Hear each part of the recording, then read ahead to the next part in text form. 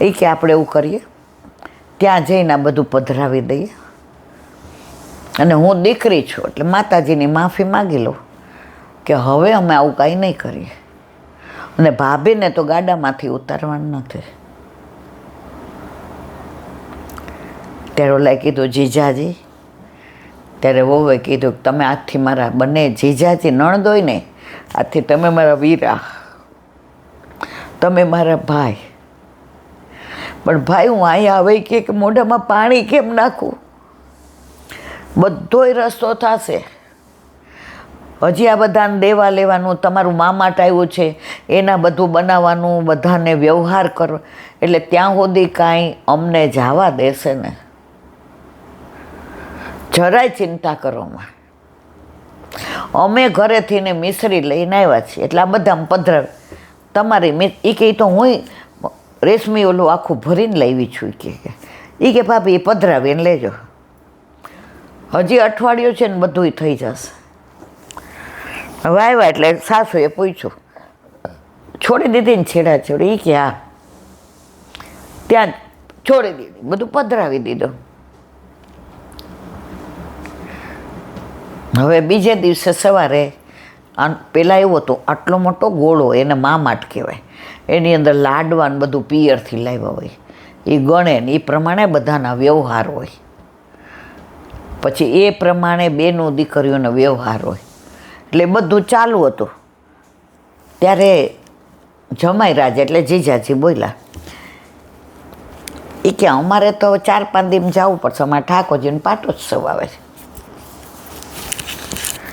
એટલે કે દીકરીને મૂકી જાય. એ કે ના, એના વિના વૈષ્ણવનું સમાધાન કોણ કરે? ગુરુદેવ પધારે, વહુજી પધારે, બાળકો પધારે, સમાધાન કોણ કરે? કે તો કે હવે એ કે તમારા ઘરે છે ઠાકોરજી? ના, અમારે તો રામનો ચોરો, અમારે બધા ચોરે જ જવાનું. એ કે બ્રહ્મ સંબંધ બધાયને છે, તો તમે કેમ ઠાકોરજી પુષ્ટ નહીં કરાવતા? એટલે નણંદ બોલી, એ કે આપણા ઘરે લઈ જાય પાટોત્સવમાં ગુરુદેવ પધારે ને તો ઠાકોરજી પુષ્ટ થઈ જાય, અમારા ગુરુ બધાને એક જ છે ગુરુ ઘર. એટલે એની બા બોલ્યા, બાપા અમે તો દીકરીને ઘરનું પાણી ન પીએ, તારા કાકાય ન પીએ, અને તારા ભાઈ ભાભી?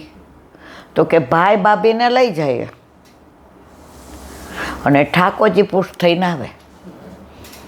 વહુ તો જોવા માંડી કે પ્રભુ તારી લીલા તો જો, તે મને એટલે જ મોકલી હતી કે આ મારા દ્વારા બધા, એટલે સાસુને ગઈ. પણ એ જમાનામાં જમાઈની સામું બોલવાનું કે પેલું કરવાનું કોઈનું કામ નહીં. એટલે પછી દીકરીએ કીધું, બા આપણું મંદિર છે ને એ પહેલાં તો બહાર મૂકી દેવું પડે, અને આ બધું કાકાને ત્યાં પધરાવી દઉં, એમને માતાજી આવે ને ધૂણે ને બધું કરે ને.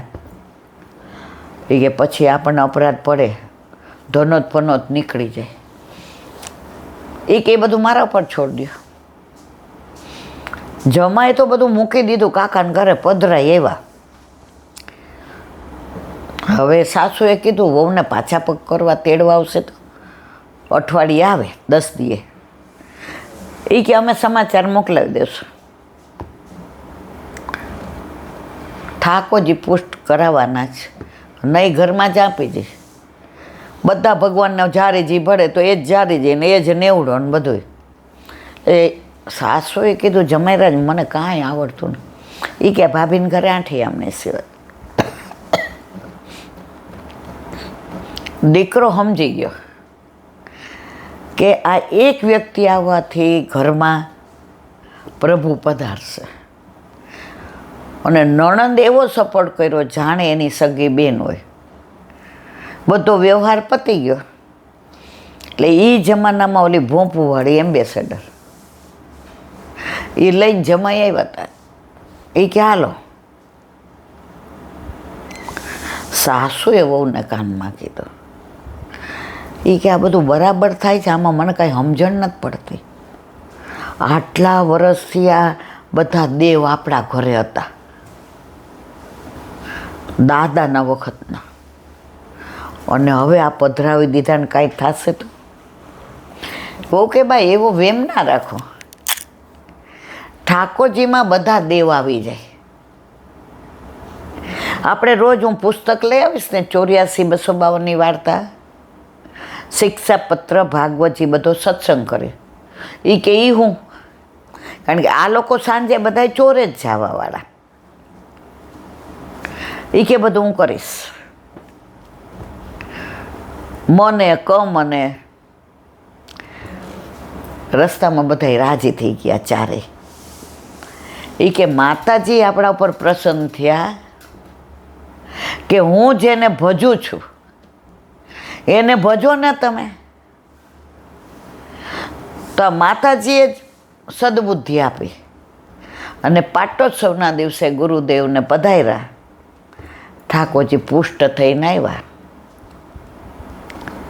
ઓલા મા બાપ ચિંતા કરે કે હજી સમાચાર ન આવ્યા, આજે દીકરીને પેલું આણું ના શું થશે ને, નાની છે ને એનું ગામડું છે ને આપણે શહેરમાં ને દીકરીને આપણે સાણંદ ભણાવીને ગામડામાં તો આમ લોટે બહાર જવાનું ને પાણી ભરવાનું, પણ જમાઈરાજ સ્વભાવના સારા ને ખોયડું સારું આપણે કર્યું.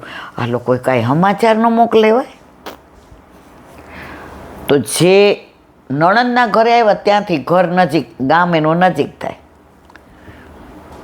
એટલે નણંદે કીધું કે ભાભી રસ્તામાં જાતા જ જાજો અને અમારી ગાડી લઈ જાઓ. એટલે ભાઈ મારો તમને તેડવા આવશે ને ત્યારે પાછી ગાડી અહીં મૂકતો જશે. નણંદને વળગી ગઈ. એ કે કોણ કે છે કે નણંદ આવી હોય, નણંદ ભોજાય આમ? આ તો મારી સખી છે. તો કે આપણા ભાભી આ કંઠીના સંબંધ છે, ત્યાંના નિકુંજના છે, અહીંના નથી. અને પિયર ગયા. હવે એના ઘરે તો આઠે આમની સેવા, એટલે ચાંપીજી ત્યાં પધરાવ્યા ને આમ એના બાને ને ભાભીને પકડીને ફદુડી ફરી ગઈ. બધી એ વાત ન કરી ઠાકોરજી નહોતા ને આવી છેડા છે. દીકરી હોય ને એ સારી વાત મા બાપ ના કરે, અને સાસરાની કાંઈ ખોટી વાત હોય ને ગળી ખાય.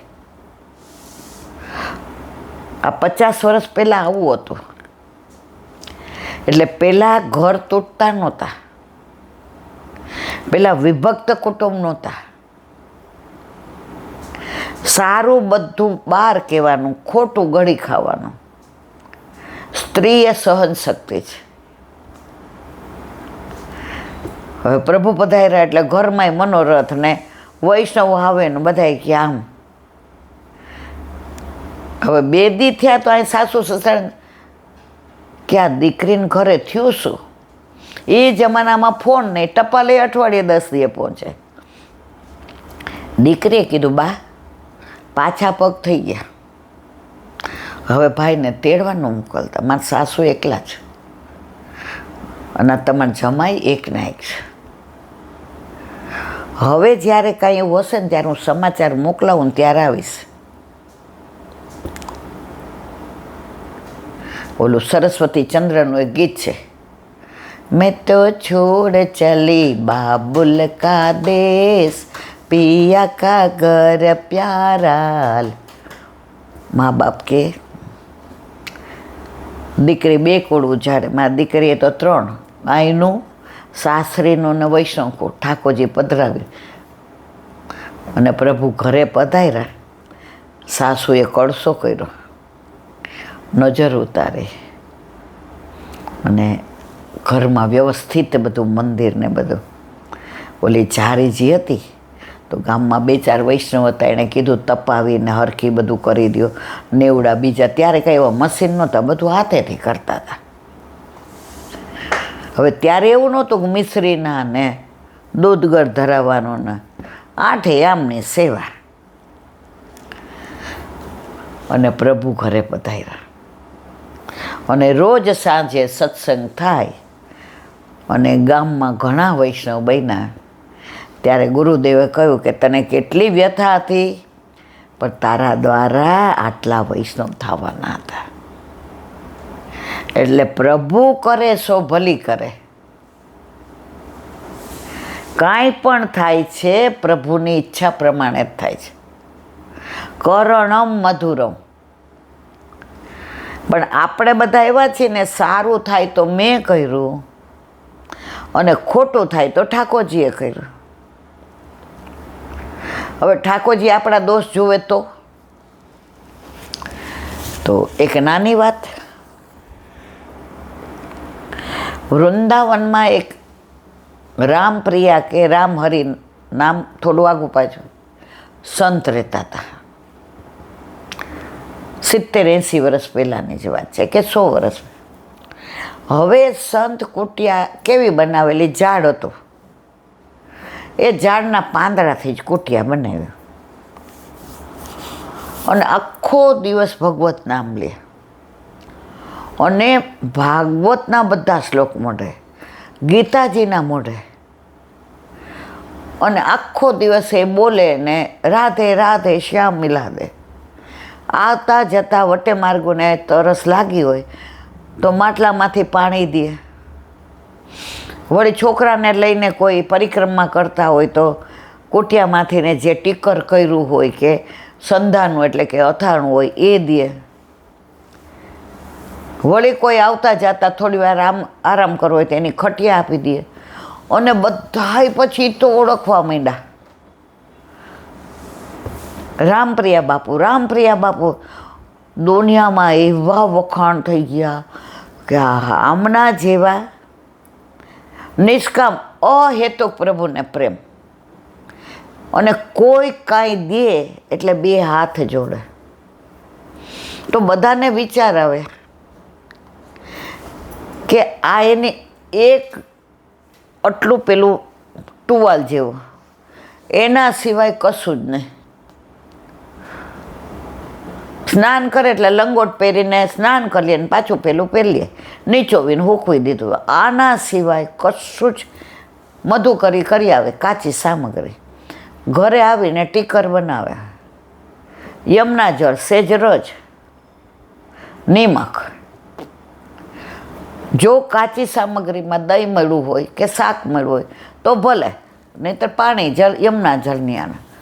અને આખો જ્યારે શરીર થાકે થોડી વાર આરામ કરે, પણ એ ખટિયામાં નહીં, નીચે સૂઈ જાય એટલે તરત ઊંઘ ઉડી જાય. હવે એટલી બધી ઓલી થઈ તો ચિત્રકૂટના એક સંત હતા, એને બધાએ વાત કરી કે આ સંત મહાત્મા વૃંદાવનમાં એના દર્શન કરવા જેવા છે. એકવાર એ કહે કે એમના હાથે ટીકરનો પ્રસાદ લેવા જવું. એટલે ચિત્રકૂટથી સંત આવ્યા, બધે દર્શન કર્યા, છેલ્લે વૃંદાવનમાં આવ્યા. એટલે હાટ આગળ પૂછ્યું કે રામરે સંત બાપા ક્યાં રહે છે? એ કે ઓલા 5 વડ છે ને એની બાજુમાં. વળી નીકળ્યા, ચોરાહ આવ્યું. હવે પૂછ્યું તો એક સંત મહાત્મા હતા, એણે કીધું કે તમારે ત્યાં જવું છે ક્યાં? એ કે હાલો હું ત્યાં જ જાઉં છું. તો આ રાજી થઈ ગયા કે હાલો આપણને. એટલે આખા રસ્તે ઓલા સંત માની સરાહના કોણ કરે? ઓલા ચિત્રકૂટવાળા સંત. એ કે બાપુ તો આવવાનું, બાપુ આવવાનું. બાપુ તો એ કે દિન દુખ્યા નામ રાખે ને આવતા જાતા ને જળ પાય ને. વળી પાછા કે સંત મહાત્મા ક્યાંના છે? એ કે એ કોઈને ખબર નથી. એ કે સંત મહાત્મા ત્યાં એ કે કાંઈ લે ખરા? એ કે વ્રજમાં ઠાકોરજીનું બધું છે એટલે ઠાકોરજી એને આપે એ લે, કોઈ માણસનું નથી લેતા. આખા રસ્તે 2 વાતો કરે. હવે કુટિયા આવી એટલે કે જો આ એ હરિરામ બાપુની કુટિયા. એ કે બેસો, સવારના તમે આમના હાલાલ કરો, જરા જળ લ્યો. ઓલી મટકીમાંથી જળ દીધું. એ કે આ ખટિયા ઉપર થોડો. એ કે ના મારે જ બાપુ. એ કે બાપુ આવશે જગા, તમે સ્ફૂર્તિમાં આવી જાઓ ને, આટલા થાકી ગયા છે. એમ કરો આ ટીકર થોડું ના સંધાનું. એટલે હાથમાં ઓલું ટીકર એટલે મોટી ભાખરી જેવું, એની ઉપર સંધાનું એટલે અથાણ. એ કે અરોગો. ઠાકોરજી નામ દૂરથી ધરાવીને લાવી લીધો. પાણી પીધું. હવે બહુ હાલ કર્યું હતું, ખટિયા ઉપર હોતા તો આ પંખો વીંજણો નાખે, ઘસઘસાટ સુઈ ગયા. હવે 1 વાગ્યાના હોતા હતા ને 5 વાગ્યા સુધી ઓલો વીંજણા ઢોળે. 5 વાગે જાગ્યા. બાપુ આવી ગયા, સંત મહાત્મા આવી ગયા. તો ત્યાં 2-3 જણા બેઠા હતા. એ કે કયા સંત? એ કે આ કુટિયા. એ કે તમારી ભેગા છે, વીંજણો ઢોળે છે જ મહાત્મા છે. ઓલો ઊભો થઈને પગ પકડે, કેમ આવું મારી યારે કર્યું? એ કે ત્યાં ચોરાહા પર કર્યું હોત ને તો ત્યાં મેં તમારા ચરણ ચાપ્યા, અહીંયા ઓલા તમે ચાંપત. આટલા વર્ષોથી વૃંદાવનમાં છું, આવી સેવા સંત મને કોઈને નહીં મળી વૈષ્ણવની. અને હરિગુરી વૈષ્ણવની સેવામાં બધું આવી જાય. તો આજે તો એ કે મને અરોગાવાનો,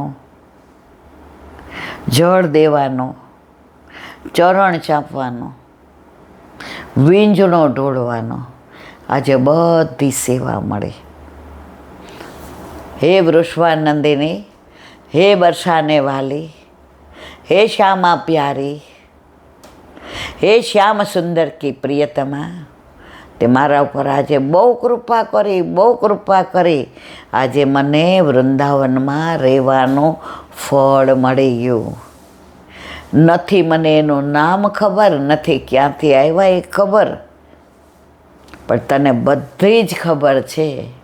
આજે તે મને એવી સેવા આપી કે મારો જન્મારો સફળ થઈ ગયો અને ત્યાં લીલામ પહોંચી ગયા. તો આને કહેવાય સંતો, આને કહેવાય વૈષ્ણવ. સ્વરૂપ છુપાવી દીધું. અને આપણે તો એક નાનો એવો મનોરથ કર્યો હોય મંદિરમાં, તો આપણું નામ ન લખ્યું હોય તો લોહી પી જાય. આપણે મંદિરોમાં બહાર લખ્યું હોય ફલાણાનો રાજભોગ, આનો મંગળ ભોગ. ઠાકોરજીનો મંગળ ભોગ નહીં,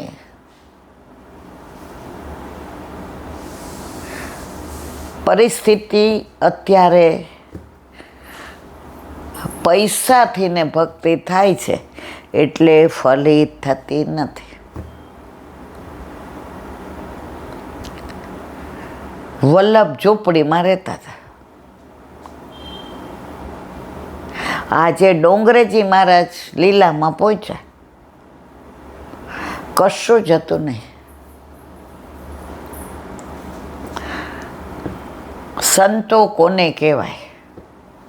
એ જ્યારે આવા ચરિત્ર વાંચીએ, સાંભળીએ, અથવા વ્રજવાસીના મોઢે આ બધું સાંભળીએ ને, ત્યારે એમ થાય કે વ્રજમાં હજી આવા સંતો બિરાજે છે, આવા ભક્તો બિરાજે છે. એટલે વ્રજનો મહિમા હજી પણ એવો છે. બોલો વલ્લભાધીશ કી.